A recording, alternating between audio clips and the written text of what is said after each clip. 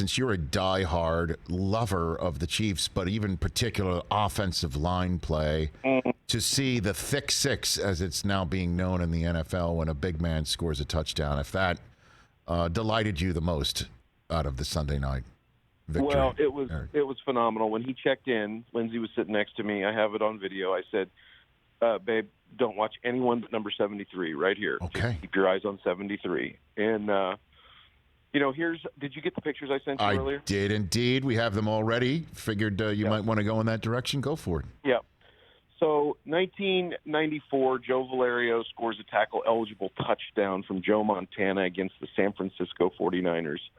A 19-year-old Eric is in the second row season tickets that my dad bought me. And there you'll see the picture on the screen of Joe Valerio scoring that touchdown.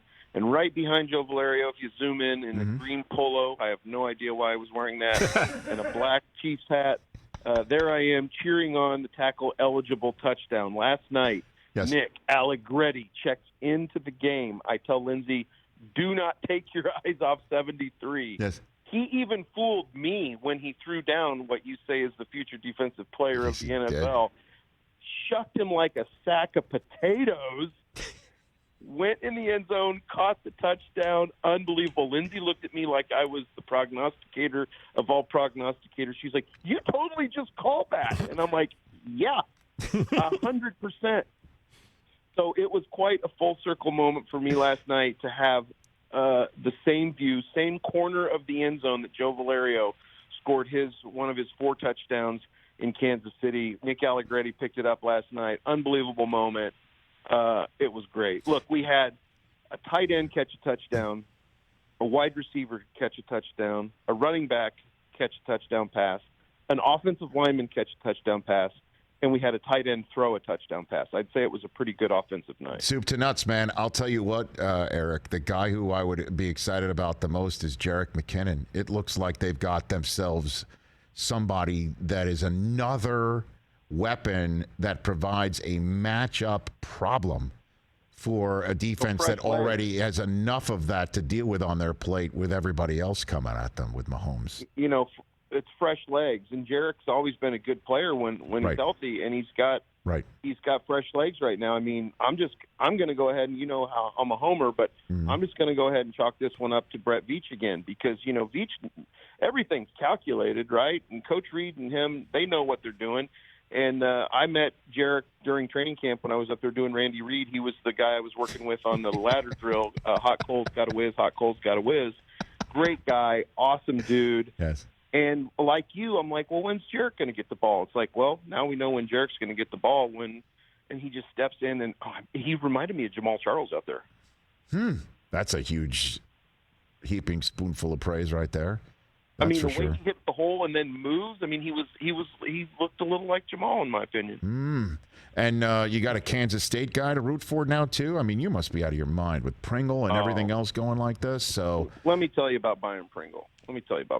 Go for it. Byron Pringle is a pro's pro. I mean, the guy does, from what I understand, everything they ask him to do, and he just stands on the sideline screaming, I would die to do this. Like, I would die to do this. Like, he loves the game of football. He is an exceptional young man. Like, he is the most infectious personality, the greatest smile. Of course, he went to Kansas State, has the cutest little kids. He's a great follow on Instagram. His kids are so adorable. I am so happy for Byron Pringle because he is he is an example of work ethic, being a likable partner in a relationship, you know, doing what you're asked to do. And then he's getting better, man. They're giving him more opportunities, and that Sluggo route that he ran last night was perfection. Eric Stonestreet here on the Rich Eisen Show. Okay, so your level of concern moving forward is what? What do you got for me? Well, listen, here's the deal, man. Buffalo's a great team. They're a great team. The best game before the Super Bowl is next Sunday night at Arrowhead. The best matchup, the two best teams are meeting next Sunday at 5:30 at Arrowhead. I will be there. And you know what? I can't take anything away from Buffalo. I love Josh Allen. I love him. He is exactly the type of football player I'd want my quarterback to be. I know. You know what I mean? I love him. If it's not Mahomes, if I didn't already have Mahomes, you know what I'm saying? Like, right. I mean, I'm in the same position. He's my choice if we don't have Patrick Mahomes. So, look, as a fan, my worry has to do more with being a Chiefs fan my whole life. I was worried going into last night's game. I mean, because I'm not in control of anything. I don't have the knowledge of knowing the matchups like Coach Reed and everybody else knows. So I'm always worried. But look, Buffalo's a tough match. I mean, New England did not play well. I know Brockman will like me saying that. They did not play well. No, they sucked. So I don't think the score was a true reflection.